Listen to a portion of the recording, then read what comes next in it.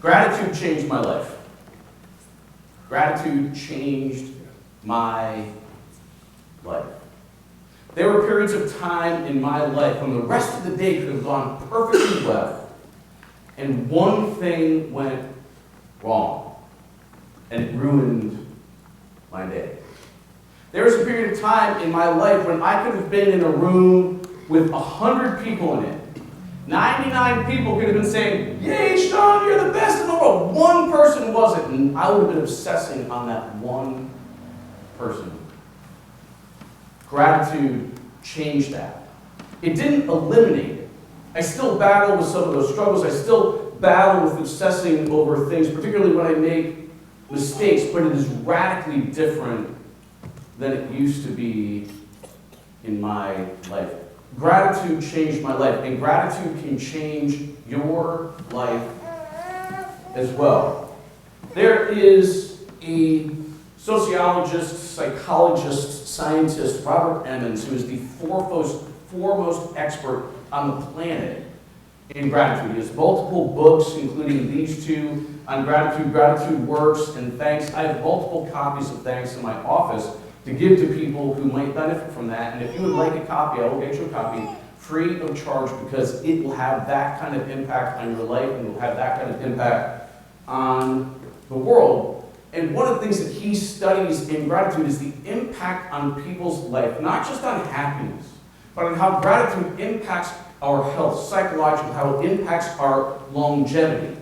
And one of the very quick studies that he did was he had 3 groups of people do something just very, very simple for a month.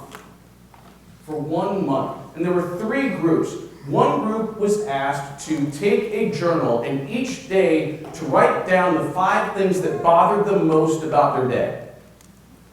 The second group was just to write 5 things just about their day. Not good, not bad, just to write down 5 any things about their day. The other 5 people were asked to write, no matter what had happened in their day, good or bad, 5 things that they could find that were good about their day. At the end of that month, the people who had written the 5 things that bothered them most not only were less happy, but something physically had happened to their health to cause it to decline. For the people who did something neutral, not unexpected, it was a relatively neutral response. For the people who wrote the 5 good things, no matter what was happening, some people had had tragedies in their life, some people had wonderful months, some people had neutral months, every single person was happier. And on average, most people had experienced something meaningfully better in their health. Physical health, psychological health, spiritual health. Gratitude, if you make it a habit in your life, will not just make you happier, but you will live longer, you will have better psychological health, less likelihood of dementia, more likelihood of longevity. All of these things simply by following gratitude. And God's like, what took you so long to realize this? For those of you who aren't familiar, this is one of the symbols that I use for God, as opposed to like an old guy who throws, lightning down at people to cause problems. Like, that's Zeus, by the way. That is not God. That is not God. That is Zeus. So, this is the symbol used for God, for light, just shining out in the world, trying to help us and guide us in places where we're going through a difficult time. And God's like, what took you so long? What took you so long that I had to send you this expert to send these studies about this? Because I've been telling you about this the whole time. I've been telling you about this in the Hebrew Bible. I've been telling you about this in the New Testament. Jesus talked about this. I sent Paul with his letters to talk about this. What took you so long? I mean, wasn't it enough that I sent King David down there, and when he got the Ark of the Covenant, he stripped down naked and partied in front of everybody? That's the kind of gratitude God inspired back in the Hebrew Bible. Now, I do not want anybody going out, stripping yourselves down naked, going out in the town and saying, the pastor of Bloomfield Congregation told me to strip down naked and show my gratitude out in the community. Please don't do it. Please don't do that. But God has been telling us to be grateful for a really long time. And we're going to be talking about this passage that Pat read, Philippians chapter 4, verses 4 through 7, and highlighting a couple of the verses in there. And it starts, rejoice in the Lord always. Always. Doesn't say rejoice in the Lord when something goes good. Doesn't say rejoice in the Lord in other times. It says, rejoice in the Lord always. And again, in case they couldn't remember the first 30 seconds of what he was saying, again I say rejoice. So before we go any farther, because we begin this clear instruction, I want everybody who is willing to, there are no obligations here, you know how this works here, but if you have something that you think you can rejoice about, rejoice something now. So just shout out what's something you can be joyful for. What's something you can rejoice about right now? My grandkids. Your grandkids. Great-grandchildren. Great-grandchildren. It's democracy. The organ being back on. Boom. That you're here.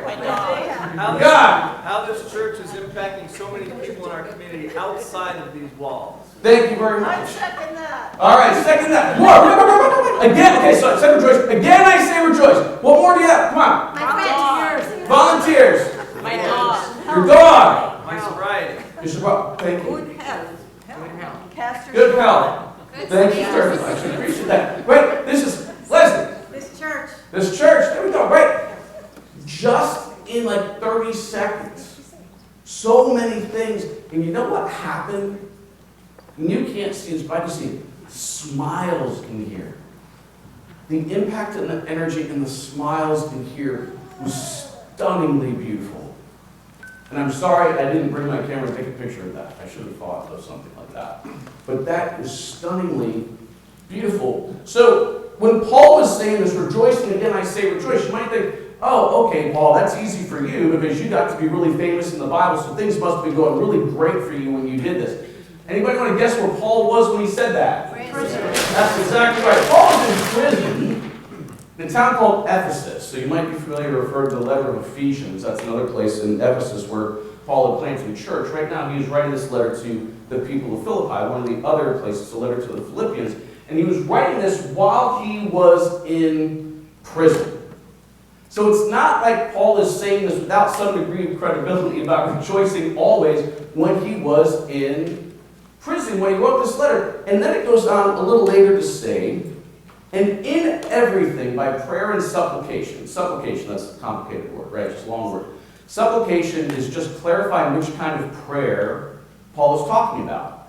For those of you who have been interested in or attended one of the prayer groups that Reverend David Brunis has been leading and that happen every Tuesday at 6:30 p.m. if you're interested, there are all kinds of different prayer. All kinds of different prayer. We're going to be introducing more of that in the coming weeks that you'll learn more about. Some of that prayer is verbal. Some of that prayer is movement. Some of that prayer is silent. Some of that prayer is just in your actions. But supplication is a very specific one, and Paul's very specific about this, saying when we are asking for something, when we have a need and we're saying, God, we need your help. So in prayer and supplication, we're in the moment of need with thanksgiving. With thanksgiving, I'm going to stop saying, I am grateful for that cry from Sage. Music. And I'm not joking. Like, I'm not saying that for a point. Like, I'm not saying that to just like prove that, you know, I'm okay with crying in the church. That's an easy, cheap trick. But I'm grateful for that sound. It doesn't bother me when we have that out there. In everything, by prayer and supplication, with thanksgiving, let your requests be made known to God. With thanksgiving, make those requests known to God. So basically, rejoice when you pray too. Right? Rejoice always, but also rejoice when you are praying. Why? It's not because if you don't do it that God can't hear you. Right? This isn't a formula for how to get God to hear you. God is going to hear your prayer whether you say it or not. God knows what your need is and will respond to that need whether you ask for it or not. It isn't a formula for here's what I need to do in order for God to love me. There's nothing you can do to make God love you more. There's nothing you can do to make God love you less. Now that may be something you struggle with. The harder thing to struggle with is think of that person who you like least in this world. That's how God feels about them too. That's how radical and how wonderful God's love is for you. It's not because God can't hear you in your prayer. Right? The thing is that prayer is greater than us saying, please God, will you help me? Prayer is more than us just asking and saying, please God, will you do this for you? Will you help me? Because God is not a vending machine. Right? And when we treat God like a vending machine, we get disappointed because it doesn't work like that, even though sometimes we're told it does. And when we think it works like that, we open ourselves up to tremendous disappointment. And it is one of the main justifications that people who are atheists, I'm not knocking atheists, are good reasons for people to abandon religion, that atheists use for the proof that there is no God. You say, hey God, I need something, it doesn't come, so obviously there's no God. Because that's not how it works. Prayer is primarily about orienting our heart in such a way that we can connect with God more clearly. That we can connect with God more clearly. And when you come to God, starting with gratitude, you've already reset your heart, you've already reset your brain, you've already reset your spirit for the way you are approaching God. And that makes it more able for you to receive what God is trying to give to you. Sometimes we say at the beginning of service, there's a gift that God has here for you today. Each and every single one of you, there's a gift that God has for you today. And we know it's good. I don't know what it is for each of you, but we know it's good because it's from God. But that gift is of no use if what? If you don't receive it. And it's of no use if you receive it and don't open it. If it's no use if you open it and don't use it. Orienting your heart towards gratitude and starting your prayers with gratitude, even if you have something profound that you need to ask for, won't make God hear it better. It will enable you to receive the gift that God has for you, which may be what you're asking for, and may come in a different form than you expected.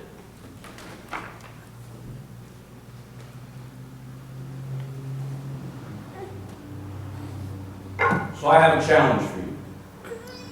The Thanksgiving for Advent challenge. Giving thanks for Advent challenge. At the beginning we talked about Robert Emmons and the 30 days of the 5, 5, and 5.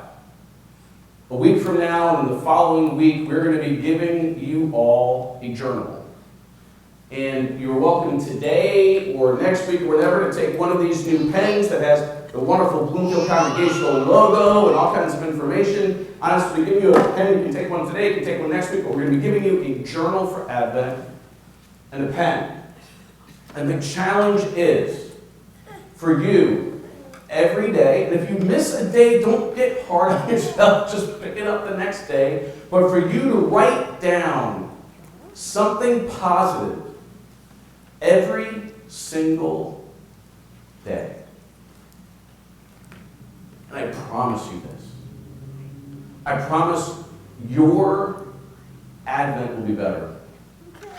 Your Christmas will be better. Your life will be better. I promise you that if you do this, the people around you who you interact with will seem better to you. I promise you that if you do this, then the people around you will be better. And if you do this, things in the world during that period of time, during Advent, will be better. God has been promising this for 5,000 years. For 5,000 years, God has been promising this in different forms, and sometimes we remember it, and sometimes we don't. And science is just beginning to catch up with what God has been telling us for 5,000 years. If you do this, your Advent will be better, your Christmas will be better, your New Year's will be better, the people around you will be better, your life will be better. And if you keep going on after that, which is my guess, if you actually do this, you will. You will live longer. Your mental health will be better. Your friendships will be better. Your relationships will be better. And when that happens, the world can't help but better. Amen.